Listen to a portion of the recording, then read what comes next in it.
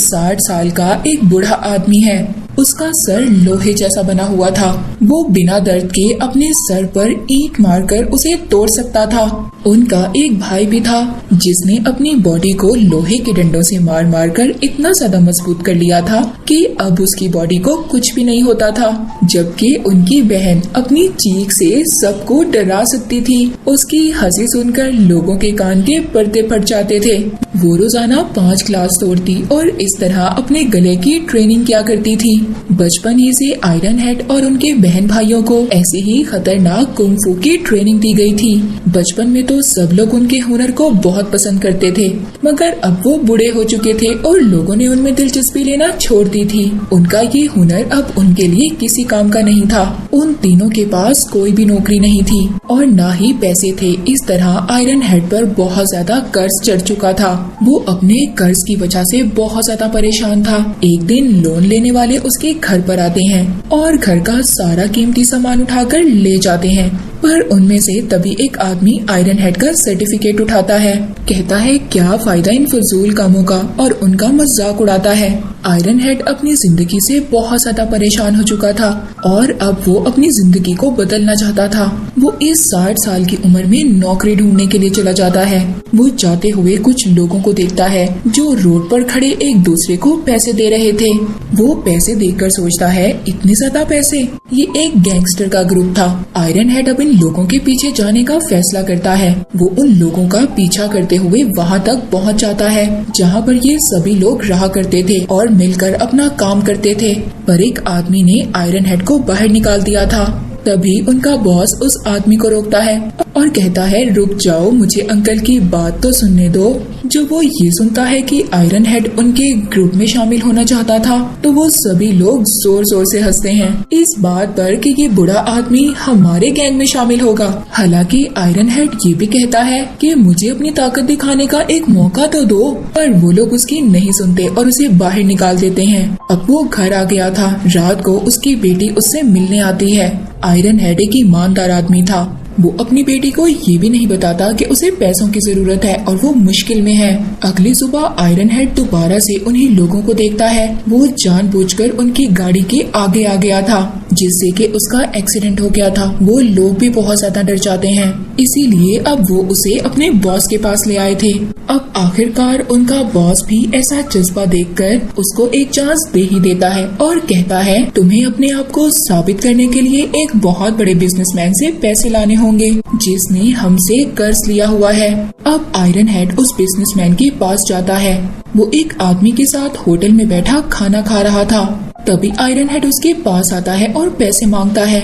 वो उसे पैसे देने से इनकार कर देता है। तभी आयरन हेड ने उसके खाने में थूक दिया था जिसकी वजह से बिजनेसमैन गुस्से में एक कांच की बोतल उसके सर पर दे मारता है। पर वो तो आयरन हेड था, उसे क्या हो सकता था। वो खुद ही 10-12 बोतलें अपने सर पर दे मारता है। ये देखकर सभी उस बिजनेसमैन को बुरा भला कहने लगे थे। इस बात पर बिजनेसमैन सबसे तंग आकर उसको अपना क्रेडिट कार्ड ही पकड़ा देता है। अब आयरन हेड जब उस गैंग के पास पैसे लेकर जाता है तो वो तो ये पैसे देखकर बहुत ज्यादा खुश हो गए थे। तभी बॉस उसको 30% कमीशन भी दे देता है। बॉस के एक आदमी को इतनी ज्यादा वाहवाही देखकर आयरन हेड से जलन होने लगी थी। उसने बॉस के कान भी भरना चाहे मगर बॉस उसकी एक नहीं सुनता। अब आयरन हेड उन लोगों के साथ मिलकर ऐसे ही काम करने लगा और इस तरह एक ही महीने में वो काफी अमीर भी हो गया। अपने घर में भी उसने सारी नई चीजें खरीद ली थी, पर उसने इस काम के बारे में अपने बहन भाइयों को नहीं बताया था और न ही अपने मास्टर को, क्योंकि वो जानता था कि अगर वो ये सब कुछ जान गए तो वो उसे ऐसे बुरे काम नहीं करने देंगे। एक दिन उसको बाव नाम के आदमी से कुछ पैसे लेने थे। वो उसी तरह अपने सर पर बोतल मारता है और उसको डरा कर पैसे मांगता है, पर बाव के पास पैसे नहीं थे। वो थोड़े से ही पैसे आयरन हेड को दे देता है।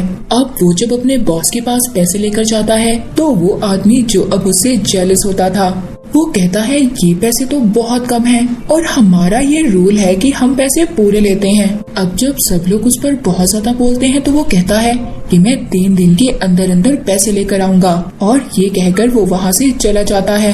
पर रात को जब वो घर जा रहा था तो कुछ आदमी उसे बहुत मारते हैं और उस लोन के पेपर भी फाड़ देते हैं ताकि ये बाव से 3 दिन के अंदर अंदर पैसे ना ला सके। ये सब लोग बॉस के ही आदमी होते हैं जो इससे जेलस थे।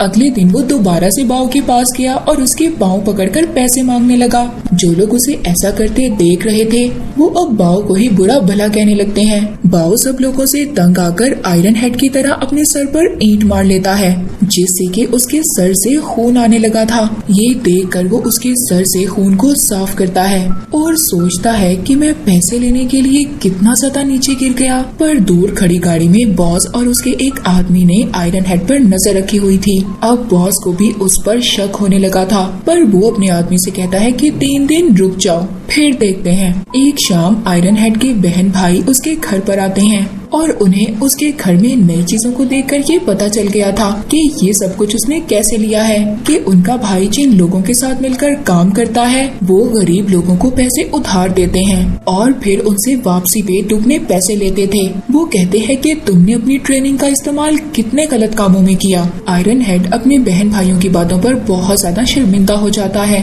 उसने सारे पैसे टेबल पर फेंक दिए थे और कहता है कि अब मैं ये काम नहीं करूँगा। पर जब उसके बहन भाई इतने सारे पैसे देखते हैं तो अब उनके दिल में भी लालच आ जाता है। वो भी इसके साथ इस काम में शामिल हो गए थे। जिस तरह वो लोगों को डराते और पैसे वसूल करते थे वो एक ही घंटे में बहुत सारे पैसे कमा लेते हैं। अब सिर्फ वो आदमी बाव ही रह गया था जिससे इन लोगों ने पैसे लेने थे। तीनों बहन भाई उसके घर बैठ जाते हैं और पैसे मांगते हैं, पर जब वो इन्हें बताता है कि मेरे पास पैसे नहीं है तो ये तीनों उसको मशवरा देते हैं कि घर बेच दो। पहले तो बाव उनकी बातें नहीं मानता, पर जब आयरन हेड की बहन 2 दिन तक बगैर रुके बोलती रहती है अपनी तेज आवाज में कि पैसे दो, तो वो तंग आकर अपना घर बेचकर उन्हें पैसे दे देता है जिससे कि बॉस उनसे बहुत ज्यादा खुश हो जाता है और अपने पुराने लोगों को डांटता है जो उस पर शक कर रहे थे। बल्कि बॉस ने अब अपने काम में आयरन हेड के बहन भाइयों को भी रख लिया था। वो अपने अपने हुनर का इस्तेमाल कर बहुत सारे पैसे कमा रहे थे और अय्याशी की जिंदगी जीने लगे थे। आयरन हेड की बर्थडे पर उसके हेड बॉस मिलने आते हैं और उसे बताते हैं कि हम अब कॉलेज के स्टूडेंट्स को भी लोन देंगे और वापस ना मिलने पर हम उन्हें भी तंग करेंगे। आयरन हेड बॉस की इस बात पर एग्री तो नहीं था, पर बॉस के डर से कुछ कह भी नहीं सकता था। कुछ दिन के बाद वो एक लड़की को परेशान कर वसूली के चक्कर में थे। वो लड़की बहुत ज्यादा मजबूर थी, उसके पास देने को पैसे नहीं थे और ये बात आयरन हेड को बिल्कुल भी अच्छी नहीं लग रही थी क्योंकि वो लड़की को बॉस के साथ रहने का कह रहे थे। वो अब इन सब चीजों में पड़ना नहीं चाहता था, इसीलिए वो अपनी फैमिली को बोट पर लेकर घूमने के लिए चला जाता है, जहाँ पर सफर में उसको बाव की फैमिली भी मिलती है। बाव की बेटी आयरन हेड के पोते से कहती है कि हमारी इस हालत के जिम्मेदार तुम लोग हो। बच्चे को ये बात सुनकर बहुत ज्यादा गुस्सा आ गया था और वो गुस्से में जैसे ही बॉटल उस लड़की को मारता है तो आयरन हेड दरमियान में आ गया था। आज पहली बार उसके सर पर कुछ लगने से उसको दर्द महसूस हुआ था और खून भी आया था। वो ये समझ रहा था कि ये सब कुछ उसके बुरे कामों का नतीजा है। वो बाव की माँ को घर लेने के लिए पैसे भी देता है और अपना ये काम छोड़ने का फैसला अपने बॉस को बता देता है। हैरानी ये थी कि बॉस ने इतने आराम से उसकी बात मान ली थी, पर अंदर की कहानी कुछ यूँ थी कि उस गैंगस्टर ने आयरन हेड के पोते को किडनैप कर लिया था। इन सब से वो शदीद गुस्से में आ जाता है। वो सभी कुछ गन्स लेकर बॉस के घर पर पहुंच गए थे। हाथों में गन्स देखकर बॉस और उसके आदमी डर गए थे, पर तभी गलती से आयरन हेड की बहन वहाँ पर एक गन चला देती है जिससे कि उन्हें पता चल गया था कि ये तो नकली है। इसी वजह से बॉस और उसके आदमी उन्हें पकड़ लेते हैं। अब वो उन्हें ब्लैकमेल करते हैं और लड़कियों की वीडियोस बनाने का कहते हैं क्योंकि वो लड़की को बॉस के साथ रहने का कह रहे थे। पर आयरन हेड ने इस बात से इनकार कर दिया था जिससे कि वो उसको शूट करने के लिए आयरन हेड के सर पर गन रख लेते हैं। तभी वहाँ पर पुलिस भी आ जाती है जो इस गैंग के बारे में सब कुछ जान चुकी थी। उन्होंने गैंग के लोगों को पकड़ लिया था और फिर इसके बाद वहाँ से सभी लड़कियों को आजाद करवा दिया था। जिसके बाद मूवी के एंड पर आयरन हेड और उसके बहन भाई सब लोग गलत काम छोड़ने की कसम खाते हैं और उनके इसी अच्छे रूप के साथ ये मूवी यहीं पर खत्म हो जाती है।